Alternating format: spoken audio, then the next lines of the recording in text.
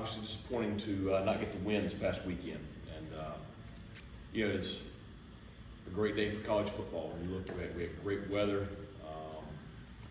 The stadium was electric from the beginning. And as I said in my post game, I appreciate, the fan support that was out here. The student body showed up and just created a great atmosphere in the stadium, along with the way our team was performing. Very good Tulane football team. I think ranked 21st in the country coming in here. And, our kids went out and played their tails off. And we had a shot to win the ball game in the fourth quarter. Went to the fourth tied at 10 apiece. And then had the ball across midfield down 13-10. And unfortunately could not get that drive all the way into the end zone and come away with what would have been a great home victory and a great way to celebrate with Pirate Nation. That's probably the toughest thing about it is I hate we weren't able to give our kids and our fans that were here on Saturday the ability to celebrate a huge home win. But the players have been very resilient and came back with a great attitude on Sunday. Looked at the film. I think we've got a lot of stuff we can build on. We obviously have some things we need to correct. Excited about the matchup this week against a very talented FAU team down in Boca Raton.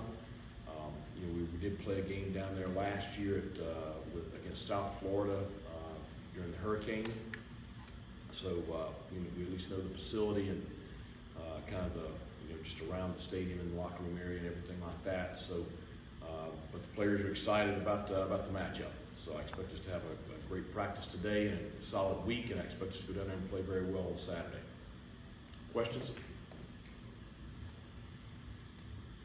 Coach, FAU, they lost their starting quarterback early in the year, but their backup has a lot of experience too, and then their top running back seems to be pretty darn good. So just what do you see out of their offense to this point? Yeah, Tim was the starter, I think, in Central Michigan, transferred to FAU, and has played the bulk of the season this year, has played very well. Fairly mobile guy, athletic, throws the ball very well in the pocket. Obviously, they have one of the top receivers in the country, and he's already gone for over 1,000 yards this year, and so he's got a lot of weapons around him. I really like both their running backs. The starter 3 is a very solid player, has 700 yards rushing or so in the year. But really like the other kid, the transfer from Purdue. He comes in, he's a big, powerful back. Played very well in the second half against UAB last week.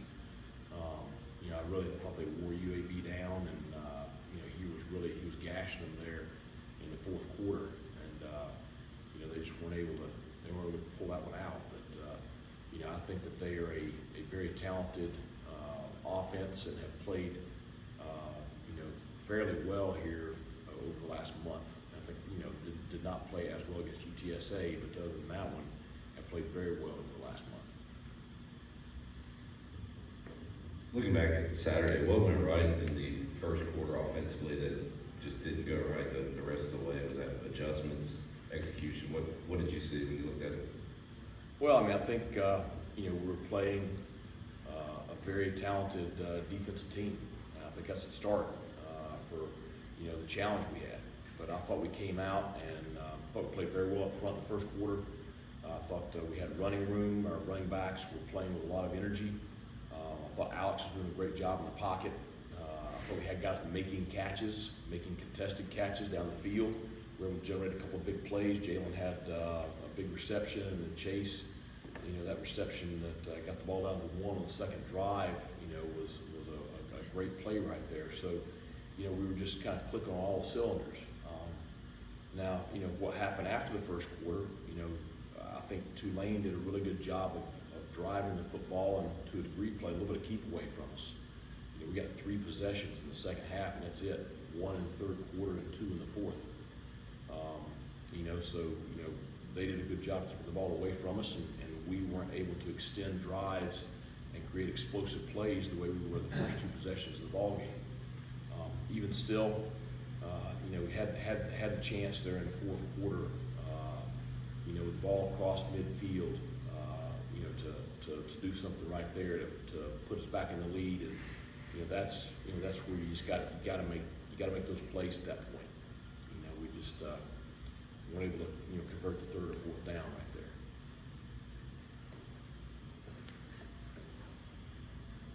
That first quarter particularly, y'all were getting good push up front on the offensive line, maybe as good as y'all have this year. Do you feel like that was a mentality thing, and how can you maybe extend that throughout the course of the game and keep that run rate going? Well, like we talked about last week, and I thought we had a great week of practice. It's probably our best, solid week total that we've had all season. And I think the players were very ready to play on game day. And I do think we're starting to get better cohesion with our offensive unit. And so I think there's a lot of things. But the players do feel like they're improving. And I think that you can look at the performance the last several weeks and see, where that's the fact. And, we just got to continue to build on that. And that's what I challenged them with Sunday. That'll be kind of the focus of our team meeting today. But I think they're very motivated. This group cares tremendously about this program and about each other.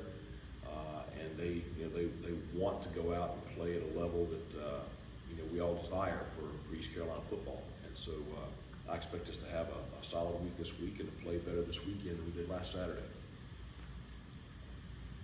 Coach, to follow that up, some of the players in the past, teams have said, until you get so sick of coming up just short, it's just one of those things you've got to get over the hump. Do you see that this team is at the verge, and because they're all just sick and tired of getting so close and having so many close calls, but they just got to get over the hump, and once they do, good things might happen.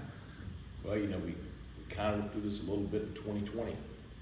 We had a lot of close losses and learning how to win. And I think we got a lot of guys on our roster that have won. There's a bunch of those kids on defense that have been part of 2 straight bowl trips. But you have a lot of offensive guys that are kind of in that role for the first time. We've had opportunities to win ball games in the fourth quarter, for the last month, and we got to make it over that hump, and that's just it. You got to make that play on third down, to extend the drive. You got to make that contested catch on fourth, or you got to make that block at that crucial moment. Until you make those plays, you haven't made those plays. That's what I hope. That's what I say. I hope we can build on that performance. I think that the kids are feel more confident in themselves, and I think a solid week of practice would set us up to play very well on Saturday. Now we have our hands full on Saturday with a team that has a lot of playmakers all over the place and is a very athletic defense. So we're going to have to go down there and play our best game of the year in order to have a shot to win. So, but I promise you that's their motivation. Talked to Deontay Johnson last week about just his final full season he's gotten so far, and he's been injured and hasn't really been able to produce. Just touch on him and how the D-line's kind of come into its own towards this end of the season and just what they've done. Well, I think Deontay's playing probably his best ball of his career right now, and he's a guy that has had his big shining moments in the past, but has had a little bit of the injury bug, but has always battled back. But he's playing his best ball right now, and he certainly had a great performance this past Saturday with 2 sacks. And he's a big physical kid that has a great motor. The thing I love about him is just him as the person. I mean, he's such a positive leader for us out on the practice field, in our locker room, and just an enjoyable guy to be around every day. But certainly, I think he's playing at a very high level right now. You said earlier this year you would like to see Jeter get some more game action. Is it a situation where maybe the game's out of reach where you want to put him in, or are you comfortable putting him in these final 3 games when the game is still in doubt? Well, I think we all have to keep in mind he's a true freshman, and he's been getting reps with the travel squad throughout most of the year.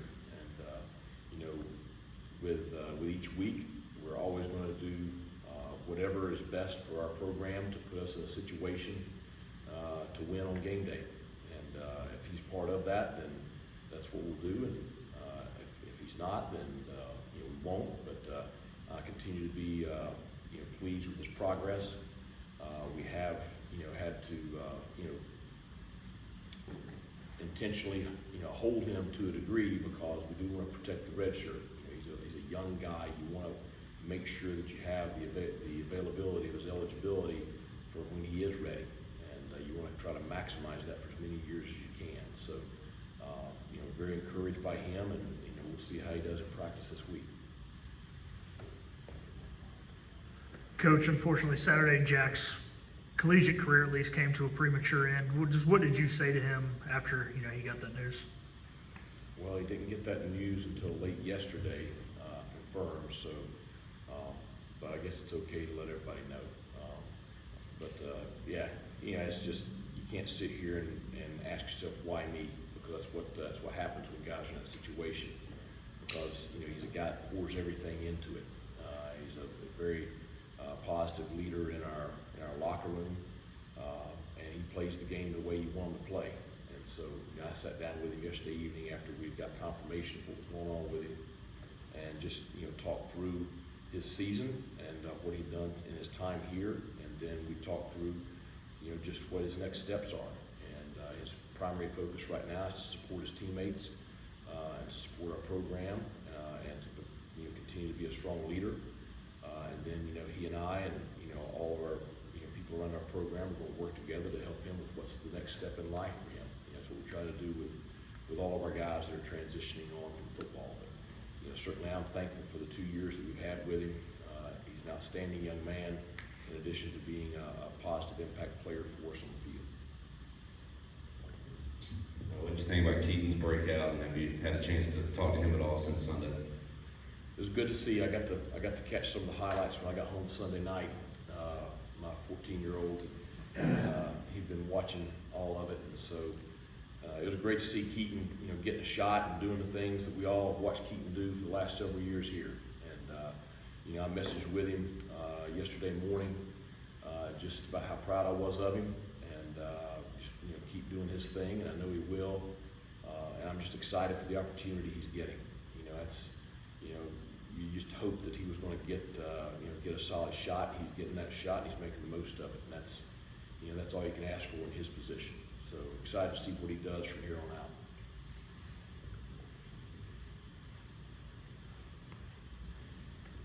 Coach, Gerald Green's really kind of come to form since coming back against UTSA. Talk about his first touchdown as a Pirate and just what he's brought to the offense. Well, I think he brought some positive energy and just some fresh legs. And, he was very frustrated being out for as long as he was, but he's came back, really excited and enthusiastic and playing at a very high level. And so, it was great to see him get in there and get in the end zone for the first time as a Pirate. He was excited about that, and I told him, feel free to do it more than once now. So, but I think he's brought a little bit of positive juice to that room, and I thought he and Rajay both did a really solid job on Saturday.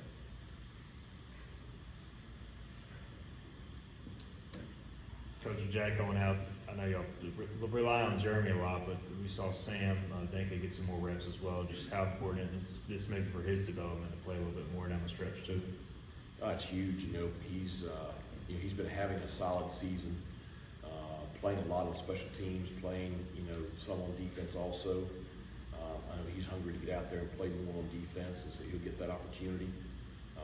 Now Jack and Jeremy have been playing at a very high level. I've been very pleased how they've both been playing. And so, Sam's got to make sure that he has the week of practice to prepare to go out there and play at that same high level. And that's always the challenge for guys when they're young is, you can't have a drop off. You gotta be able to play at the same level of the guys that you're going in there for. And so I think he'll be able to do that. And I know that Coach Dowse does an excellent job with those guys, and he'll push him to be ready. Anything else?